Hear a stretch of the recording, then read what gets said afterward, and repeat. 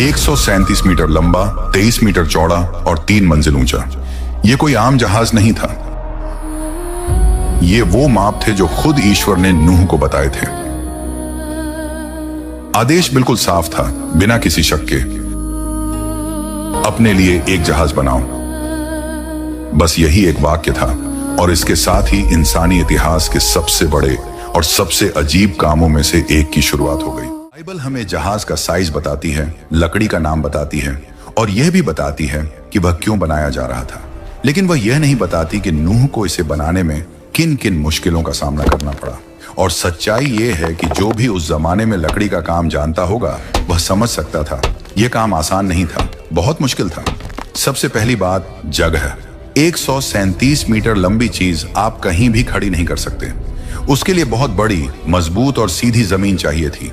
ऐसी जगह जहां मिट्टी धंसने वाली ना हो, जहां जमीन फिसले नहीं और जहां आसपास सरो यानी साइप्रस के पेड़ हों, क्योंकि जहाज उसी लकड़ी से बनना था। अब जरा नूह को सोचिए, कोई मशीन नहीं, कोई इंजीनियर नहीं, कोई नक्शा नहीं, बस अनुभव, समझ और परमेश्वर पर भरोसा। नूह जमीन पर चलता है, मिट्टी को पैरों से दबाकर देखता है, हाथ में लेकर जांचता है, देखता है कि जमीन कितनी सख्त है, पेड़ कितनी दूरी पर है, लकड़ी यहां से वहां ले जाना मुमकिन है या नहीं। और आखिरकार बहुत सोच समझकर वह एक जगह चुनता है और यहीं से असली मेहनत शुरू होती है। बड़े बड़े पत्थर हटाने पड़ते हैं, जमीन के अंदर गहरी जड़ें होती हैं, उन्हें उखाड़ना पड़ता है, हर जगह को बराबर करना पड़ता है। यह काम देखने में भव्य नहीं था, न कोई तारीफ, न कोई तालियां, बस मिट्टी, पसीना और थकान। और फिर एक और समस्या थी जो आज के लोगों को शायद समझ में भी। बाइबल बताती है कि जमीन से भाप उठती थी जो पूरी धरती को गीला रखती थी। मतलब मिट्टी अक्सर नम रहती थी और नम मिट्टी जल्दी कीचड़ बन जाती है, औजार उसमें धंस जाते हैं, लकड़ी गीली हो जाती है, जमीन कमजोर पड़ जाती है। इसलिए बहुत मुमकिन है कि नूह ने जमीन के चारों तरफ छोटे छोटे नाले बनाए हों ताकि पानी वहां से बह जाए और काम की जगह खराब न हो। ये पानी आसमान से नहीं गिर रहा था, ये खुद धरती से निकल रहा था। और जब नूह ये सब कर रहा था, लोग उसे देख रहे थे। कोई हंस रहा था, कोई मजाक उड़ा रहा था, कोई कह रहा था ये आदमी पागल हो गया है, इतनी बड़ी जमीन को जवाब नहीं देता, क्योंकि वह लोगों के हिसाब से काम नहीं कर रहा था, वह ईश्वर के कहे मुताबिक काम कर रहा था। जब जमीन आखिरकार काफी मजबूत और सूखी हो गई, तब अगला बड़ा काम शुरू हुआ, लकड़ी जमा करना। परमेश्वर ने साफ कहा था, जहाज सरों की लकड़ी से बनाना। सरों के पेड़ छोटे नहीं होते, वे बहुत बड़े, भारी और मजबूत होते हैं। ऐसे पेड़ काटना आज भी आसान नहीं होता, और उस जमाने में तो और भी मुश्किल था। एक दो पेड़ नहीं, सैकड़ों पेड़, हर दिन वही काम, कुल्हाड़ी उठाओ, वार करो, फिर वार, फिर वार। कई घंटों के बाद जाकर एक पेड़ गिरता, जंगल में उसकी आवाज गूंजती, लेकिन पेड़ गिरने से काम खत्म नहीं होता था। अब सवाल था, इतने बड़े तनों को वहां तक कैसे पहुंचाया जाए जहां जहाज बन रहा था? न पहिए थे, न ट्रक, न मशीनें। तो उन्होंने वही तरीका अपनाया जो पुराने जमाने के लोग जानते थे, लकड़ी के गोल लट्ठे। बड़े तने के नीचे छोटे लट्ठे रखे जाते, रस्सियों से खींचा जाता, धीरे धीरे थोड़ा थोड़ा करके लकड़ी आगे बढ़ती। जैसे ही तना आगे जाता, पीछे के लट्ठे उठाकर आगे रख दिए जाते। ये काम बहुत धीरे होता था, थकाने वाला था और कभी कभी खतरनाक भी। लेकिन हर लकड़ी जो वहां पहुंचती, नूह के लिए एक बात की याद दिलाती, मैं जो कर रहा हूं वह बेकार नहीं है। आसपास के लोग यह सब देखते थे, इतनी बड़ी बड़ी लकड़ियां एक अजीब सी खाली जमीन की तरफ जा रही थीं। लोग और ज्यादा मजाक उड़ाने लगे, लेकिन नूह रुका नहीं, क्योंकि जो आदमी परमेश्वर की बात सुन लेता है वह दुनिया की हंसी से नहीं डरता। धीरे धीरे लकड़ी इकट्ठा होने लगी। अब वह समय आ गया था जब सिर्फ काटना और ढोना ही नहीं, बल्कि कुछ खड़ा करने का वक्त था। ऐसी चीज जो पहले कभी किसी ने नहीं बनाई थी, ऐसी चीज जो आने वाले समय में सिर्फ एक जहाज नहीं बल्कि जिंदगी की आखिरी उम्मीद बनने वाली थी। जब काफी सारी लकड़ी जमा हो गई, तब नूह के सामने अगला और सबसे जरूरी काम आया, जहाज की नींव बनाना। कोई भी बड़ा काम ऊपर से नहीं, नीचे से शुरू होता है। और इस जहाज के लिए सबसे अहम चीज थी उसकी रीढ़। रीढ़ मतलब जहाज का वो हिस्सा जिस पर पूरा वजन टिका रहता है। 3 मंजिलें, जानवर, खाना, पानी, सब कुछ उसी पर निर्भर था। अगर यहाँ जरा सी भी गलती होती तो पूरा जहाज कमजोर पड़ जाता। लेकिन यहाँ एक बड़ी दिक्कत थी, इतना लंबा पेड़ होता ही नहीं। 137 मीटर लंबी लकड़ी किसी एक पेड़ से मिल ही नहीं सकती थी। इसका मतलब साफ था, कई बड़े बड़े तनों को आपस में जोड़कर एक सीधी और मजबूत रीढ़ बनानी होगी। यह काम ताकत से ज्यादा समझदारी का था। नूह और उसके बेटों ने लकड़ियों को इस तरह काटा कि वे एक दूसरे में फिट हो जाएं। पुराने जमाने के कारीगर ये तरीका जानते थे। लकड़ी में खास कट लगाए जाते थे ताकि दो टुकड़े जुड़कर एक मजबूत हिस्सा बन जाए।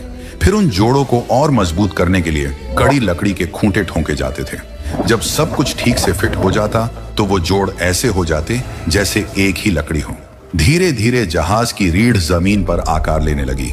अब पहली बार नूह को साफ दिखने लगा कि वह क्या बना रहा है। इसके बाद आया अगला बड़ा कदम, ढांचा खड़ा करना। ढांचे को आप जहाज की हड्डियां जो जहाज को उसका आकार देती थी, इन्हीं से तय होता था कि जहाज पानी में कैसे टिकेगा। हर लकड़ी को सही जगह सही कोण पर लगाना बहुत जरूरी था। अगर एक भी लकड़ी ज्यादा झुक जाती तो पूरा संतुलन बिगड़ सकता था। इसलिए काम बहुत ध्यान से किया गया। रस्सियों को सीधी लाइन की तरह खींचा जाता, पत्थरों को लटका कर देखा जाता कि लकड़ी सीधी है या नहीं। हर बीम को बार बार झांचा जाता। कल्पना कीजिए उस मंजर को, भारी भरकम लकड़ियां, मोटी रस्सियां और कुछ लोग अपनी पूरी ताकत लगाते हुए। धीरे धीरे जमीन पर एक अजीब सा ढांचा खड़ा होने लगा। लोग दूर से देखने आते थे। अब यह सिर्फ लकड़ी नहीं रही थी, यह साफ दिख रहा था कि कुछ बहुत बड़ा बनने वाला है। लेकिन नूह जानता था ढांचा बन जाना काफी नहीं है। अब सबसे जरूरी काम बचा था, पानी से बचाव। परमेश्वर ने साफ कहा था, जहाज को अंदर और बाहर दोनों तरफ राल से ढक देना। राल मिट्टी से निकलने वाला गाढ़ा पदार्थ होता है। उसे गर्म किया जाता, फिर लकड़ी पर लगाया जाता। ठंडा होने पर वह पत्थर जैसी सख्त हो जाती थी और पानी अंदर नहीं जाने देती थी। लेकिन यह काम बहुत मेहनत वाला था। हर जोड़, हर दरार, हर कोना, अगर कहीं से भी पानी घुस गया तो महीनों की मेहनत बेकार हो सकती थी। इसीलिए नूह और उसके बेटे दिन रात यही काम करते रहे। पहले बाहर राल लगाई जाती, फिर अंदर। एक परत सूखती तब दूसरी लगती। कई दिन, शायद कई हफ्ते इसी काम में निकल गए। आखिरकार वह दिन आया जब पूरा जहाज अच्छे से सील हो चुका था। अब वह सिर्फ लकड़ी का ढांचा नहीं था, वह एक ऐसा सुरक्षित ठिकाना बन चुका था जो आने वाली सबसे बड़ी आफत को झेल सकता था। अब बाहर का काम लगभग पूरा था, लेकिन अंदर की दुनिया अभी बननी बाकी थी। परमेश्वर ने कहा था, जहाज के अंदर अलग अलग हिस्से बनाना। मतलब यह कोई खुली जगह नहीं होनी थी। अंदर छोटे छोटे कमरे, अलग अलग हिस्से होने थे। 3 मंजिलें, हर मंजिल पर अलग व्यवस्था। यह सिर्फ आराम के लिए नहीं था, बल्कि जिंदगी बचाने के लिए था। अगर सब जानवर खुले में होते तो कोई किसी पर हमला कर देता, कोई घायल हो जाता, बीमारी फैल जाती। इसीलिए अंदर भी लकड़ी की दीवारें बनाई गई, मजबूत, लेकिन इतनी नहीं कि जहाज पर ज्यादा वजन पड़े। अब जहाज बाहर से भी तैयार था और अंदर से भी धीरे धीरे आकार ले रहा था। और कहानी अब उस मोड़ पर पहुंच रही थी जहां सिर्फ लकड़ी और मेहनत नहीं, बल्कि ईश्वर की शक्ति साफ दिखाई देने वाली थी। अब जहाज बाहर से मजबूत हो चुका था और अंदर की दीवारें भी बन चुकी थी। लेकिन नूह जानता था कि असली मुश्किल अभी बाकी है, क्योंकि जहाज सिर्फ लकड़ी का ढांचा नहीं था, उसे जिंदा प्राणियों का घर बनना था। परमेश्वर ने साफ कहा था, जहाज के अंदर अलग अलग हिस्से बनाओ। मतलब ये कोई खुला हॉल नहीं था। अंदर छोटे छोटे हिस्से होने थे ताकि हर जानवर अपनी जगह पर रहे। अगर ऐसा नहीं होता तो अंदर पूरा हंगामा मच जाता। नूह ने बहुत समझदारी से काम किया। सबसे नीचे वाली मंजिल पर भारी जानवरों के लिए जगह बनाई गई, जैसे बड़े जानवर जो ज्यादा वजन वाले थे। इससे जहाज का संतुलन नीचे की तरफ बना रहता। बीच वाली मंजिल पर मध्यम आकार के जानवर रखे गए, जो न बहुत भारी थे न बहुत हल्के। और सबसे ऊपर वाली मंजिल पर छोटे जानवर और पक्षी। वहां हवा भी ज्यादा मिल सकती थी। यह सब किसी किताब में लिखा नहीं है, लेकिन यह एकदम तर्क संगत है। इतना बड़ा जहाज बिना योजना के नहीं चल सकता था। हर हिस्से के बीच लकड़ी की दीवारें थीं। ये दीवारें इतनी मजबूत थीं कि जानवर बाहर ना निकल सकें, लेकिन इतनी भारी भी नहीं कि जहाज पर ज्यादा वजन पड़े। फिर आया एक और जरूरी सवाल, हवा का रास्ता। इतने सारे जानवर, बंद जहाज, महीनों तक। अगर हवा का सही इंतजाम न होता तो अंदर रहना नामुमकिन हो जाता। बाइबल बताती है कि ऊपर की तरफ एक लंबी सी खिड़की बनाई गई थी जो छत के नीचे थी। इससे ताजी हवा अंदर आ सकती थी, लेकिन बारिश का पानी नहीं। इसके अलावा अंदर भी ऐसे रास्ते बनाए गए होंगे जहां से हवा घूम सके, वरना जानवरों से निकलने वाली गैसें बहुत खतरनाक हो सकती थी। अब बात आती है खाने पीने की। परमेश्वर ने नूह से कहा था, अपने लिए और जानवरों के लिए खाने का इंतजाम करो। सोचिए जरा, सैकड़ों जानवर, महीनों तक, कितना सारा खाना चाहिए होगा। सूखी घास, अनाज, फल, जड़ें, सब कुछ जमा किया गया। पानी भी बड़े बड़े बर्तनों में रखा गया। जहाज के अंदर कुछ हिस्से सिर्फ खाने के लिए थे। सब कुछ सही जगह रखा गया ताकि नमी से खराब ना हो। नूह का जहाज अब एक जहाज नहीं रहा था, वह एक चलता फिरता शहर बन चुका था। लेकिन अब सबसे अहम हिस्सा बचा था, दरवाजा। इतना बड़ा जहाज और सिर्फ एक ही दरवाजा। वही दरवाजा सबसे कमजोर भी हो सकता था और सबसे अहम भी। बाइबल में साफ लिखा है, जहाज के एक तरफ दरवाजा बनाओ। इस दरवाजे को बनाना आसान नहीं था। इतना बड़ा छेद अगर ठीक से मजबूत न किया जाए तो पूरी दीवार कमजोर हो सकती थी। इसलिए दरवाजे के चारों तरफ मोटी लकड़ियां लगाई गईं। अंदर से तिरछी बीमें लगाई गईं ताकि दबाव बराबर बढ़ जाए। उस समय लोहे के बड़े किवाड़ नहीं थे, इसलिए दरवाजा शायद लकड़ी के मजबूत खंभे पर घूमता होगा। उसे खोलना बंद करना आसान नहीं था, लेकिन वह टिकाऊ था। और इस दरवाजे का एक गहरा मतलब भी था। नूह ने दरवाजा बनाया, लेकिन बाइबल कहती है दरवाजा प्रभु ने बंद किया। मतलब इंसान मेहनत करता है, लेकिन आखिरी सुरक्षा परमेश्वर के हाथ में होती है। दरवाजा बंद होने से पहले नूह ने पूरा जहाज एक बार फिर देखा। कहीं से पानी रिस तो नहीं रहा, कोई जोड़ ढीला तो नहीं, खाना ठीक से रखा है या नहीं। इतने बड़े लकड़ी के ढांचे में कहीं चरमराहट, कहीं दबाव। नूह समझ सकता था कि सब ठीक है या नहीं। और फिर कुछ ऐसा हुआ जो किसी इंसान ने कभी नहीं देखा था। जानवर खुद चलकर आने लगे। नूह ने उन्हें पकड़कर नहीं लाया, उन्हें भगाकर नहीं लाया, वे खुद आए। जंगल से जोड़े में निकलते जानवर, पक्षी उड़कर आकर बैठते, रेंगने वाले जीव सीधी दिशा में चलते। कोई लड़ाई नहीं, कोई डर नहीं, कोई अफरा तफरी नहीं। शिकारी और शिकार एक साथ चल रहे थे, जैसे कोई अदृश्य ताकत उन्हें रास्ता दिखा रही हो। यह साफ संकेत था कि यह सिर्फ इंसानी काम नहीं था, यह परमेश्वर की योजना थी। एक एक करके सब जानवर अंदर गए, अपनी अपनी जगह पर, जैसे उन्हें पहले से पता हो कि कहां जाना है। आखिर में नूह गया, उसकी पत्नी, उसके 3 बेटे और उनकी पत्नियां, कुल 8 लोग। और फिर दरवाजा बंद हो गया, लेकिन उसे बंद इंसान ने नहीं किया, परमेश्वर ने किया। अब बाहर की दुनिया और अंदर की दुनिया अलग हो चुकी थी। अंदर नहीं हुआ इंतजार, दरवाजा बंद हो चुका था। और यह कोई आम दरवाजा नहीं था, यह वही दरवाजा था जिसे नूह ने बनाया था, लेकिन बंद खुद परमेश्वर ने किया था। जहाज के अंदर एक अलग ही माहौल था। बाहर की दुनिया अभी भी वैसी ही लग रही थी जैसी हमेशा रहती थी। लोग अपने काम में लगे होंगे, शायद कुछ अब भी हंस रहे होंगे, शायद कुछ सोच रहे होंगे कि नूह सही तो नहीं था, लेकिन अंदर सब कुछ तैयार था। जानवर अपनी अपनी जगह पर थे, खाना जमा था, जहाज मजबूत था और नूह का परिवार चुपचाप इंतजार कर रहा था। फिर अचानक सब कुछ बदल गया। बाइबल बताती है कि नूह की जिंदगी के 600वें साल में कुछ ऐसा हुआ जो दुनिया ने पहले कभी नहीं देखा था। धरती के अंदर से पानी फूट पड़ा। यह सिर्फ ऊपर से गिरने वाला पानी नहीं था, जमीन के नीचे से जोरदार दबाव के साथ पानी बाहर आने लगा। जमीन हिलने लगी, जैसे धरती खुद टूट रही हो। नूह और उसका परिवार जहाज के अंदर ये सब महसूस कर रहे थे। जहाज हिल रहा था, लकड़ी चरमरा रही थी, नीचे से जमीन के हिलने की आवाजें आ रही थी। और फिर आसमान खुल गया। यह इतिहास की पहली बारिश थी, और यह कोई हल्की फुहार नहीं थी। भारी भारी बूंदें लकड़ी पर जोर से गिरने लगी। आवाज इतनी तेज थी कि बात करना मुश्किल हो गया। गरज, बिजली, अंधेरा, सब कुछ एक साथ। जो लोग बाहर थे उन्होंने ऐसा कभी नहीं देखा था। पानी ऊपर से गिर रहा था, नीचे से भी उठ रहा था। पानी बढ़ता गया, धीरे धीरे, फिर तेजी से। जहाज जो सालों से जमीन पर खड़ा था, अब पहली बार हिलने लगा। फिर एक पल आया जब वह जमीन से उठ गया। जहाज तैरने लगा। नूह और उसके परिवार के लिए यह डरावना भी था और अद्भुत भी।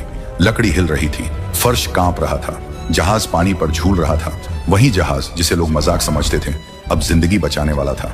जहाज के अंदर अब एक नई दिनचर्या शुरू हो गई। हर दिन जानवरों को खाना देना, पानी देना, उनके हिस्सों को साफ करना। यह आसान काम नहीं था। जानवरों की आवाजें, उनकी गंध, थकान, सब कुछ सहना पड़ता था। लेकिन नूह और उसका परिवार जानते थे कि यही उनकी जिम्मेदारी है। बाहर क्या हो रहा था वे देख नहीं सकते थे, लेकिन वे महसूस कर सकते थे। पानी लगातार बढ़ रहा था, जहाज ऊपर उठता जा रहा था, कभी दाएं झुकता, कभी बाएं। बाइबल कहती है कि पानी इतना बढ़ गया कि पहाड़ तक डूब गए। पुरानी दुनिया, शहर, पेड़, मैदान, सब खत्म हो गया। अंदर जहाज में एक अजीब सा सन्नाटा था। बाहर पूरी दुनिया मर रही थी, अंदर जिंदगी बची हुई थी। बारिश 40 दिन और 40 रात तक होती रही, लेकिन कहानी यहीं खत्म नहीं होती। बारिश रुक गई, लेकिन पानी फिर भी कम नहीं हुआ। 150 दिन तक पानी धरती पर छाया रहा। जहाज बहता रहा, कहीं कोई दिशा नहीं, कोई पतवार नहीं, कोई नियंत्रण नहीं। लेकिन नूह जानता था यह जहाज इंसानों के हाथ में नहीं, परमेश्वर के हाथ में है। हर दिन वही काम, हर दिन वही इंतजार। और फिर बहुत लंबे समय के बाद बाइबल में एक बहुत खूबसूरत लाइन आती है, और परमेश्वर ने नूह को याद किया।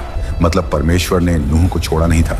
सब कुछ योजना के मुताबिक था। एक हवा चली, पानी धीरे धीरे कम होने लगा। दिन बीतते गए, महीने बीतते गए, और फिर एक दिन जहाज रुका। वह किसी चीज से टकराया नहीं, वह धीरे से टिक गया। बाइबल बताती है कि जहाज अरारात के पहाड़ों पर आकर ठहर गया। नूह ने ऊपर की खिड़की खोली। कई महीनों बाद ताजी हवा अंदर आई, रोशनी आई, लेकिन बाहर की जमीन कैसी है यह अभी साफ नहीं था। इसलिए नूह ने एक कौवा छोड़ा। वह उड़ता रहा, लौटकर नहीं आया। फिर नूह ने एक कबूतर छोड़ा, वह लौट आया। उसे बैठने की जगह नहीं मिली थी। कुछ दिन बाद नूह ने फिर कबूतर छोड़ा, इस बार वह एक जैतून की पत्ती लेकर लौटा। यह एक छोटा सा संकेत था, लेकिन बहुत बड़ा मतलब रखता था। जिंदगी वापस आ रही थी। कबूतर के मुंह में जैतून की पत्ती देखकर नूह समझ गया था, धरती धीरे धीरे ठीक हो रही है। फिर भी वह जल्दी नहीं करता, क्योंकि नूह जानता था जिस परमेश्वर ने अंदर आने को कहा था वही बाहर आने का सही समय भी बताएगा। कुछ दिन बाद नूह ने कबूतर को तीसरी बार छोड़ा। इस बार वह वापस नहीं आया। इसका मतलब साफ था, अब बाहर रहने की जगह बन चुकी है। लेकिन फिर भी नूह इंतजार करता है। क्यों? क्योंकि दरवाजा उसने नहीं बंद किया था, परमेश्वर ने किया था। और अब वही परमेश्वर बोले। बाइबल बताती है कि परमेश्वर ने नूह से कहा, तू, तेरी पत्नी, तेरे बेटे और उनकी पत्नियां सब जहाज से बाहर आ जाओ। वह पल कैसा रहा होगा, सोचिए जरा। लगभग 1 साल से ज्यादा समय जहाज के अंदर, अंधेरा, बंद जगह, जानवरों की आवाजें। और अब दरवाजा खुल रहा है, तेज रोशनी अंदर आती है, ताजी हवा का झोंका, नमी भरी मिट्टी की खुशबू। दरवाजा जिसे परमेश्वर ने बंद किया था अब खुल चुका था। सबसे पहले जानवर बाहर आने लगे, एक एक करके, जोड़े में। कोई भाग दौड़ नहीं, कोई डर नहीं। वे अपनी फितरत के हिसाब से अलग अलग दिशाओं में चले गए, जंगल की तरफ, मैदानों की तरफ, नई दुनिया की तरफ। फिर नूह बाहर आया, उसके पीछे उसका परिवार। पहली बार उन्होंने जमीन को दोबारा छुआ, ठोस जमीन। चारों तरफ सन्नाटा था, कोई शहर नहीं, कोई शोर नहीं, कोई पुरानी दुनिया नहीं, सब कुछ नया था। और इस नई शुरुआत में नूह ने सबसे पहला काम क्या किया? घर नहीं बनाया, खेत नहीं जोता, उसने वेदी, ऑल्टर बनाई। नूह ने परमेश्वर के लिए बलि चढ़ाई। यह उसका धन्यवाद था, यह उसका भरोसा था, यह उसकी श्रद्धा थी। बाइबल बताती है कि परमेश्वर इस बलि से प्रसन्न हुए। और फिर परमेश्वर ने एक बहुत बड़ा वादा किया, मैं फिर कभी पूरी धरती को पानी से नष्ट नहीं करूंगा।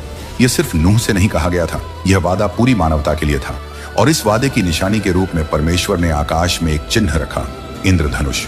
जब भी बारिश के बाद इंद्रधनुष दिखाई देता है, वह यही याद दिलाता है कि परमेश्वर न्याय भी करता है, लेकिन वह दया भी करता है। जहाज अब अपना काम पूरा कर चुका था। वह सिर्फ लकड़ी का ढांचा नहीं था, वह विश्वास की मिसाल था, वह आज्ञा मानने की कहानी था, वह बचाव का साधन था। उस एक जहाज से नई मानवता की शुरुआत हुई। नूह के बेटों से आगे चलकर देश बने, जातियां बनी, दुनिया फिर से भरी। लेकिन जहाज की कहानी वहीं खत्म नहीं होती। वह आज भी हमें यह सिखाती है कि जब परमेश्वर कुछ कहे और दुनिया हंसे, तो दुनिया की हंसी से ज्यादा परमेश्वर की बात पर भरोसा जरूरी है। क्योंकि जब समय आता है तो वही भरोसा जिंदगी बचाता है। जहाज सिर्फ पानी में नहीं तैरा था, वह विश्वास पर टिका था। और यही वजह है कि हजारों साल बाद भी नूह और उसका जहाज आज भी याद किया जाता है। क्योंकि जिसने परमेश्वर की सुनी वही बचा।